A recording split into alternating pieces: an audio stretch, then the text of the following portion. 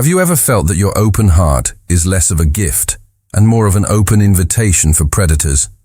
That your profound ability to feel the pain of others is the very same quality that makes you a perfect, irresistible target for those who wish to manipulate you?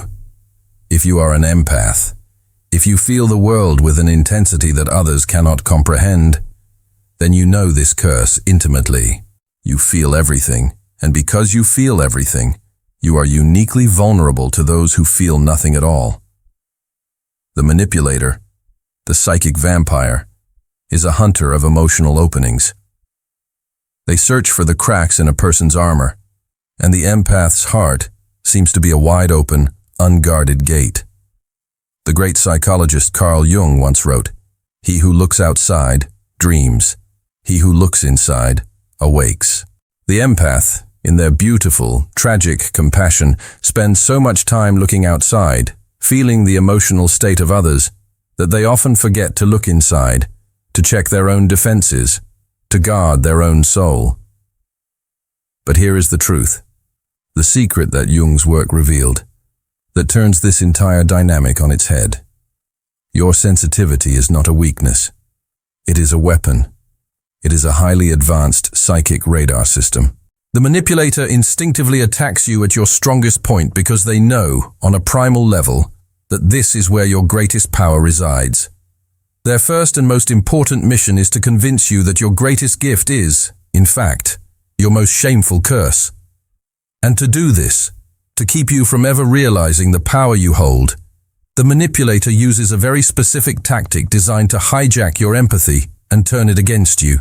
Understanding this tactic is the first step to disarming them completely. How does a manipulator control an empath? They don't attack with brute force. They don't challenge your strengths directly. They are far more insidious. They hijack your compassion. They approach you not as a predator, but as a wounded animal, a victim.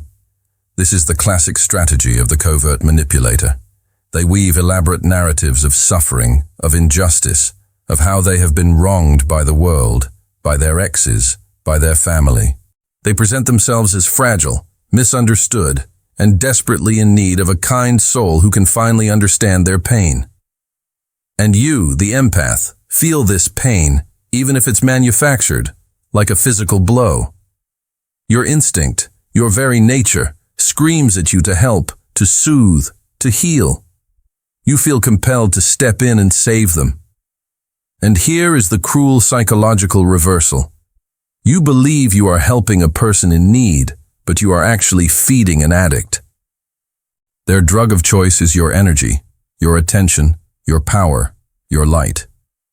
By positioning themselves as the victim, they trick you into willingly, even eagerly, handing over your life force on a silver platter. You give them your time, your emotional support, your resources, believing you are nursing a wounded bird back to health, when in reality, you are nourishing a parasite that has attached itself to your soul. You hand over your power because you believe their words, their carefully crafted story of suffering, but all the while, your body and your soul are receiving a completely different set of information. And this jarring dissonance, this conflict between what you are told and what you feel, is the very key to unlocking your secret weapon. The empath's secret weapon is not something you need to build, buy, or learn. You were born with it. It has been active your entire life, even if you've been taught to ignore it. It is your internal radar, your innate ability to read energy. While the manipulator is expertly lying to you with their words, their energy is screaming the truth. And you can hear it. Your sensitivity doesn't just pick up on emotions. It's far more sophisticated than that. It reads intention. It detects incongruity. It feels the subtle, dissonant vibration behind the mask of kindness. Jung would say that the unconscious reveals itself not in what is said, but in how it is said, in the flicker of an eye, the tension in a voice, the energy of a silence. And the empath is a natural master at decoding this unspoken language. You know, on a gut level, when something is off. You feel the lie even when you can't prove it. The manipulator's entire game depends on one critical factor, that you will doubt your own radar, that you will trust their words over your own feelings. They will actively work to discredit your perceptions. They will call you too sensitive, crazy, paranoid, or tell you that you're imagining things. This gaslighting is not a random outburst of frustration. It is a deliberate, strategic countermeasure designed to disable your weapon system. Because they know, on an unconscious, predatory level, that the moment you fully trust what you feel instead of what they say, the game is over. So how do you begin to trust this radar? How do you learn to honor its signals above all else? The first step is to learn to identify the specific warning alerts your own body is sending you. And the very first alert is a distinct, undeniable physical sensation. Let's tune into it. Your body is the most honest lie detector you will ever own. It cannot be fooled by charming words or sob stories. So, what happens in your body when the manipulator praises you? Do you feel a knot forming in your stomach? What happens to your shoulders when they say, "I love you"? Do they tense up, rising towards your ears? The first step in activating your weapon is to learn to listen to this somatic dissonance. These are not random symptoms of anxiety. They are data points. They are your body's unfiltered reaction to the incongruent energy it is receiving. The words are sweet, but the energy is poison, and your body knows the difference. You might feel a sudden wave of exhaustion wash over you in their presence. You might feel a tightness in your chest, a lump in your throat, or even a subtle feeling of nausea. These are physical alarm bells, warning you that what you are hearing does not match what you are feeling. For years, you have likely been conditioned to ignore these signals, to rationalize them away. I must just be tired. I'm probably just stressed from work. Maybe I'm coming down with something. But the truth is, your body is in a state of war. It is physically reacting to a psychic threat that your conscious mind, hijacked by empathy and deceived by a well-told story, refuses to see. Listening to your body is the first, most crucial step. The second is an act of mental rebellion. It is the moment you stop being a passive, absorbent sponge and become an active, detached observer. And this shift in perspective is what terrifies the manipulator most. What happens when an empath stops absorbing and starts observing? They cease to be a sponge and become a mirror. And nothing terrifies a manipulator more than seeing their own reflection. This is the fundamental shift in mindset you must adopt. The next time you are in a conversation with this person, you are no longer a participant in their drama. You are a scientist conducting an experiment. Instead of getting emotionally involved, you detach and observe with a cool curiosity. Interesting, you might think, how his words are saying "I'm sorry," but his energy feels angry and entitled. Or, note how she brings up that past mistake of mine right after I share a success. A classic deflection. This stance of the curious scientist does not mean you become cold or unfeeling. It means you create a protective layer of objectivity between their energy and your own. You are practicing what Jung called differentiation. You are finally, consciously, separating what is yours from what is theirs. The manipulator's entire strategy depends on your emotional fusion with them, on your inability to tell where their feelings end and yours begin.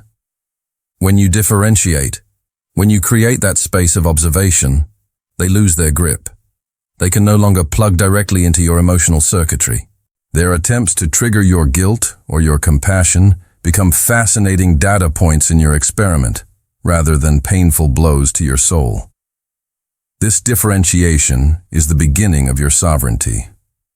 But to make it a permanent, unshakable part of who you are, you must do one more thing.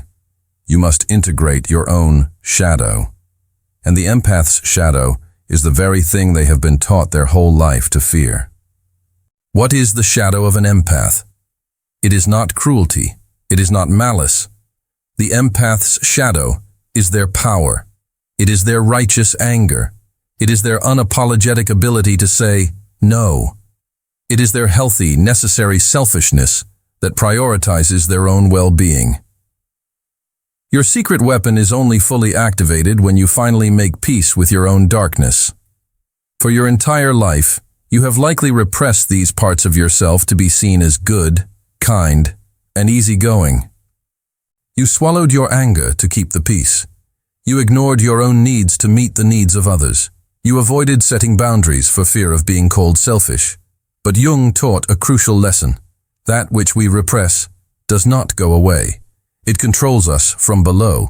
Your repressed power, your repressed no, is precisely what makes you vulnerable. Because you have disowned your own inner protector, you are left defenseless. To integrate your shadow does not mean you become a bad person. It means you become a whole person. It means you give yourself permission to be angry when your boundaries are violated. It means you recognize that protecting your energy is not selfish, it is sacred. It means you understand that your no is just as holy as your yes. A whole person cannot be manipulated. The manipulator needs you to be only light so that they can operate freely in their darkness. They need you to be the gentle, forgiving lamb so they can play the wolf. But when you integrate your own shadow, when you acknowledge and embrace your own inner wolf, there is no longer anywhere for them to hide. You meet them on equal footing, and the game is over. Imagine an empath who is no longer afraid of their own sensitivity, an empath who doesn't see it as a wound, but wields it as a finely tuned compass. This is the awakened empath. And their life is radically, beautifully different. The awakened empath doesn't build walls around their heart. They have flexible, conscious, intelligent boundaries. They can stand next to a person in pain, offer genuine compassion, and feel the other's suffering without absorbing it into their own body. Their empathy, once a compulsive, draining reaction, is now a powerful gift they offer by choice to those who are worthy of it. They embody Jung's archetype of the wounded healer because they have healed their own wound of unconscious empathy. They can now genuinely guide others out of the darkness. And what happens to the manipulator? They simply fall away. They become bored, frustrated, and disarmed. Their tactics no longer work. Their sob stories are met with compassionate detachment, not frantic rescue. Their guilt trips are met with a calm, unmovable no.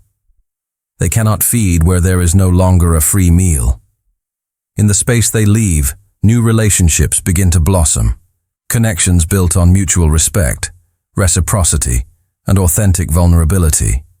The chronic exhaustion that plagued your life gives way to a vibrant, grounded energy. And you finally, deeply understand the truth. Your sensitivity was never the problem.